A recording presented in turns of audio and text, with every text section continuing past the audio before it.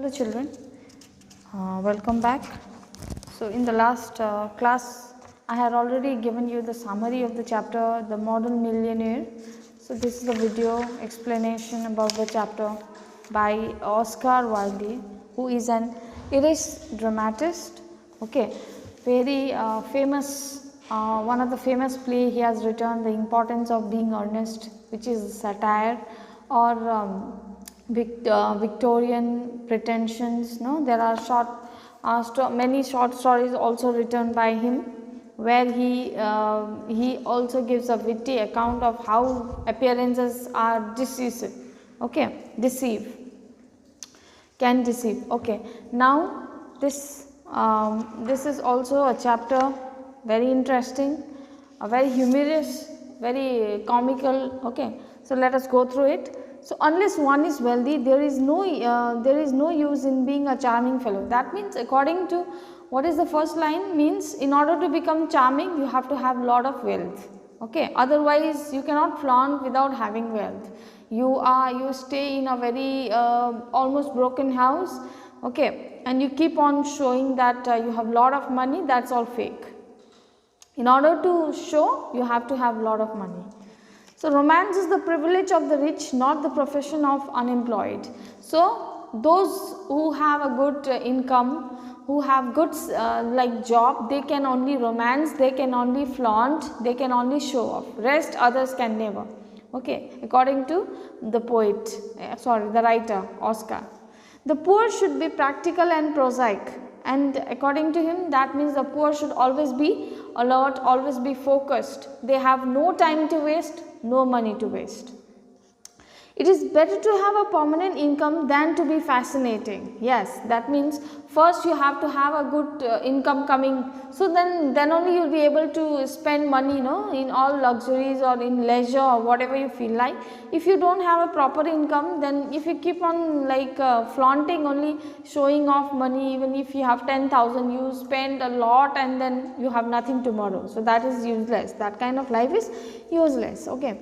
These are the great truths of modern life which Yogi Erskine never realized, and this is how we should live life actually. This is the strategy of living life. In order to like waste, in order to spend also you need to earn, no? So this is the strategy of living life, especially in this modern era. Okay, but this was missing in this person Yogi Erskine, who never realized this way of living. Okay, poor Yogi, intellectually we must admit, he was not of much importance. He never said brilliant or even an ill-natured thing in his life, but then he was wonderfully good looking, with his crisp brown hair, his clear-cut profile and his grey eyes. He was a very simple person. Okay, appearance I have already said. He was as popular with men as he was with women, and he had every accomplishment except that of making money. He had everything, but the only thing he didn't have is no proper source of income. He had tried everything. He had gone on the stock exchange for 6 months, but what was a butterfly do among bulls and bears? He had been a tea merchant first. He went to work as a stock merchant. Okay, but it was useless because he was like he didn't learn to function, how to function well. He didn't understand. So that was a wrong decision being made. Again, he tried to become a tea merchant. Okay, for a little longer, but had soon tried of Piku or Souchong, which is a high quality black tea from Long Lips. Okay, which is fine black variety of China. Ultimately, he became nothing, a delightful, ineffectual young man with a perfect profile and no profession. Again, what happened? He used to earn, but that was not a proper saving to spend also. Okay, so what happened? He remained handsome, he remained good looking, but without any proper profession. To make matters worse, he was in love. Now what happened? He fell in love. He don't have money, he don't have proper income, and he fell in love. The girl he loved was Laura Merton, the daughter of a retired colonel who had lost his temper and his digestion in India. He had never found either of them again. So she was the daughter of retired colonel. Okay, that means and he has the no temper. That means he is now almost sick kind of person. Okay, and Laura adored him, and he was ready to kiss her shoestrings. They were the handsomest couple in London and had not a penny piece between them. Okay, that means they loved each other. But the colonel was also, father was also very fond of Hughie, but would not hear of any engagement. Yeah, he liked Hughie, but he didn't accept him as his son-in-law. Why? You know, because he doesn't have any source of income. Why will he give his daughter to this kind of person? No. Okay, come to me, my boy, when you have got 10,000 pounds of your own, and we will see about it, he used to say. And Hughie looked very glum on these days. Okay, and had to go to Laura for consolation. And what happened? Whenever he used to meet his Laura's father, no, his girlfriend's father. So what happened? He used to say, you earn 10,000 pounds yourself, then you come and speak to me. Okay, he used to say that, and he used to feel very sad because he was unable to like earn. Like he had no proper. So he was always getting consoled by Laura. Okay, one morning as he was on his way to Holland Park, where the Mertons lived, he dropped in to see a great friend of his, Alan Trevor. So what happened? One day when he was walking towards Holland Park, okay, where these Mertons lived. So what happened? He dropped to see a great friend of his, Hughie's great friend, Alan Trevor. He thought of going and meeting him. Okay, Trevor was a painter. Indeed, few people escape that nowadays. But he was now an artist, and artists are rather rare. Personally, he was a strange rough fellow with a like freckled face. That means he had that kind of friend who was a painter. Alan was a painter. However, when he took up the brush, he was a real master, and his pictures were like eagerly sought after. That means he was a marvelous painter.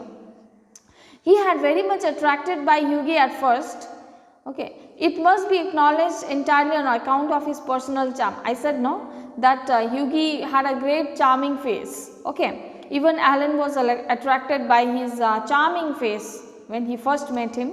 Now they are very good friends. The only people a painter should know, he used to say, are people who are wet and beautiful, people who are an artistic pleasure to look and end an intellectual repose to talk to. Okay, then usually in the eyes of artists everything is beautiful, no, but especially for a painter, he will love to see these charming faces, because once he starts drawing it, it becomes beautiful, no, and people will also get attracted to like buy it.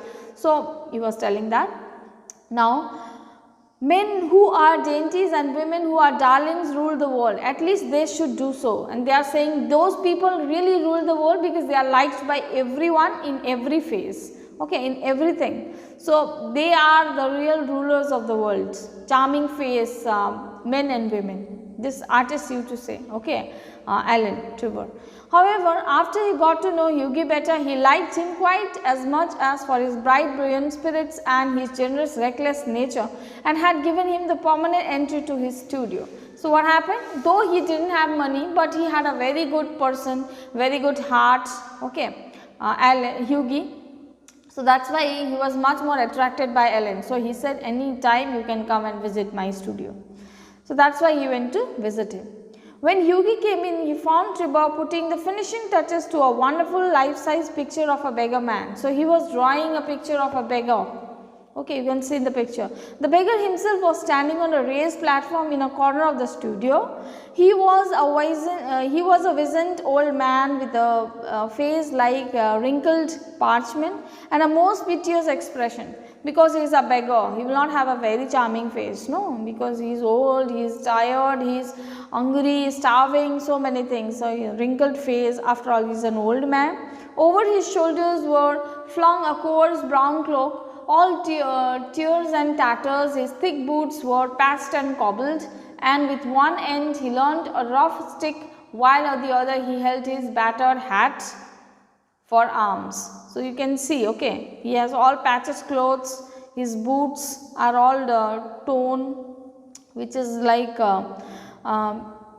made by the cobbler, and then he carries a hat in his this one hand. What an amazing model, whispered Hughie as he shook hands with his friend. With Alan, he's shaking hand and he's saying, what an amazing model, he's telling to the beggar. An amazing model, shouted Trevor at the top of his voice. I should think so. Such beggars are as he are not to be met with every day. He's saying this kind of, yes, this kind of beggar you will not find in your everyday life. Okay. Poor old chap, said Hughie, how miserable he looks. But I suppose to you painters his face is his fortune. Yes, his face is fortune, because if you will not have that pitiful face, a beggar, then how will he get money from people? No, so that's why that is his face will reveal his like emotion, his pain, and then the people will feel pity on him and he will give money. Certainly, replied Trevor. You don't want a beggar to look happy, do you? He's saying. Why, you don't like a beggar always to feel happy? That means always he should look sad. How much does the model get for sitting? Said Hughie as he found himself a comfortable seat on a divan. He's sitting and he's talking. How much will he get for standing like this for a long time? A shilling an hour. So very less money. And how much do you get for your picture, Alan? Oh, for this, I'll get 2,000 pounds, he's saying. Guineas. Painters, poets and physicians always get guineas. That's the money. Okay. Well, I think the model should have a percentage, said Hughie, laughing.